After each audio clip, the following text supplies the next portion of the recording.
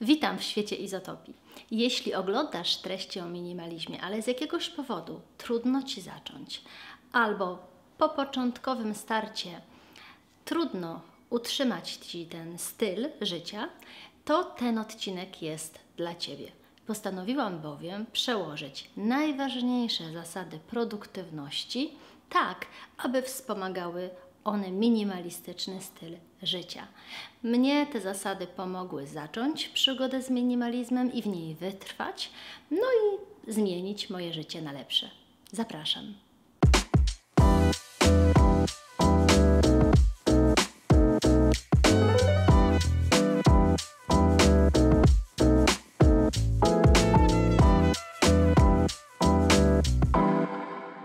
Pierwszą zasadą produktywności na mojej liście jest pracuj mądrze, a nie ciężko. Na początku drogi do minimalizmu trzeba się pozbyć nadmiaru, czyli po prostu odgracić swoje otoczenie. Dla wielu osób to ciężka praca i sama myśl o tym zniechęca. Dlatego trzeba podejść do tego mądrze, bo to wcale nie musi być ani ciężka, ani przykra robota. Tym bardziej, jeśli chcemy, żeby minimalizm stał się naszym sposobem na życie. To mądre podejście zakłada właśnie przemyślenie podstawowych kwestii, takich jak Twoja motywacja i Twój plan działania. Czyli po co Ci ten minimalizm? Jaka jest Twoja wizja, czyli do jakiego poziomu minimalizmu dążysz? Co chcesz tym osiągnąć? I później zaplanowanie sposobu działania. Jeśli zrozumiesz, co chcesz osiągnąć poprzez odgracenie swojej przestrzeni, po co to robisz i ułożysz sobie plan, to będziesz mieć silną motywację, żeby zacząć i kontynuować. Druga zasada mówi: rób właściwe rzeczy we właściwy sposób. Czyli, że najpierw zdecyduj, od czego zaczniesz, a dopiero później, jak mądrze to zrobić. Ja zaczęłam od szafy, bo to wydało mi się najbardziej motywujące i szybko dało widoczne efekty. Ale dla Ciebie może to być po prostu zrobienie porządku w torebce, w szufladzie z bielizną albo usunięcie starych gazet czy zakurzonych bibelotów spółek.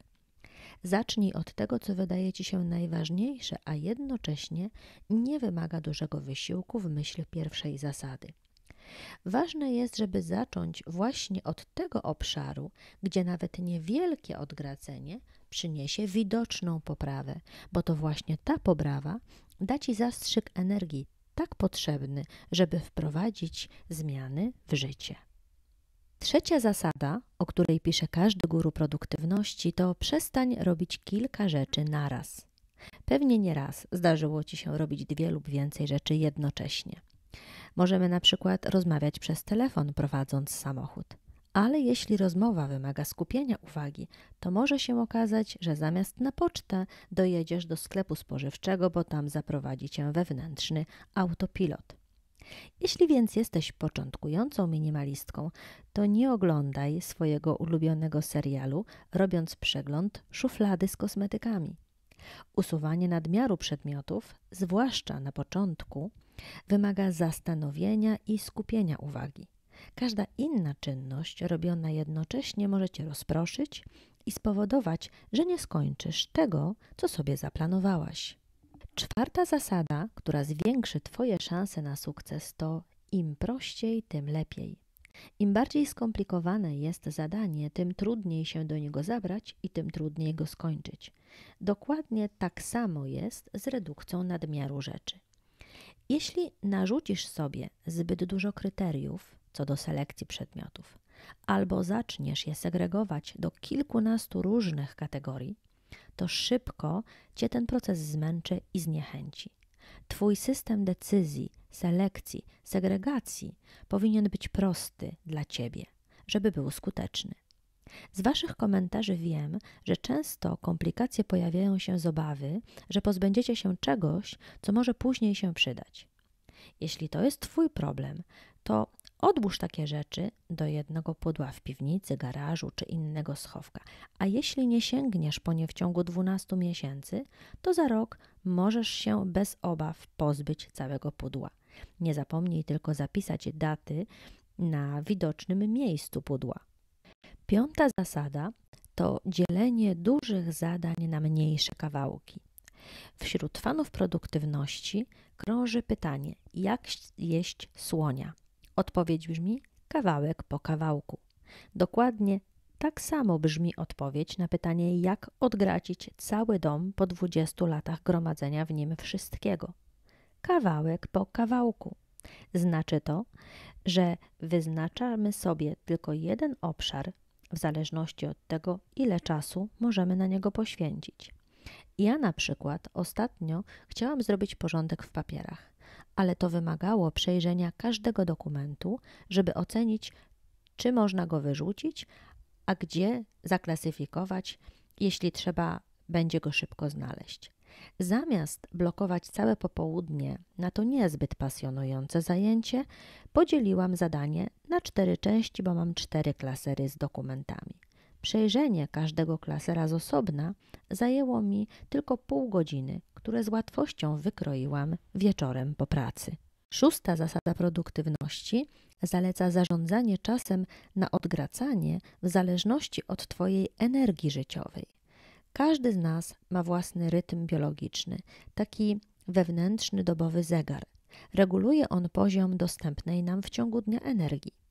I jeśli nie wiesz, jak działa Twój zegar, to warto się tym zająć i obserwować siebie przez kilka najbliższych dni. W którym momencie dnia najłatwiej Ci się skoncentrować? Kiedy masz najwięcej fizycznej siły? Kiedy Twoje ciało domaga się jedzenia i odpoczynku? Jeśli dobrze znasz swój rytm, to możesz zaplanować zajęcia odgracania właśnie na ten najlepszy energetycznie moment.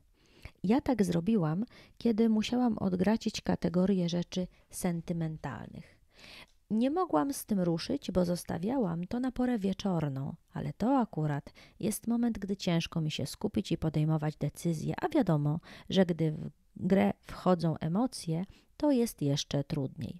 Zaplanowałam więc to zadanie na niedzielny poranek. Z wypoczętą głową i w dobrym humorze, z łatwością i szybko rozprawiłam się z pamiątkami z podróży. Mam nadzieję, że porady zawarte w tym odcinku pomogą Ci skutecznie zacząć przygodę z minimalizmem i wytrwać w niej, tak żeby Twoje życie zmieniło się na lepsze. Jeśli odcinek Ci się podobał, to poproszę o zostawienie lajków pod filmem. No i jestem bardzo ciekawa, jaka jest Twoja odpowiedź na pytanie dlaczego. Dlaczego minimalizm? Dlaczego chcesz zaprosić ten styl życia do siebie i odgracić swoje życie? Proszę, podziel się ze mną i z moją wspaniałą widownią Twoją odpowiedzią na to pytanie, bo to będzie najlepsza wewnętrzna motywacja, żeby zacząć. Dziękuję za uwagę, życzę powodzenia i do zobaczenia za 2 tygodnie.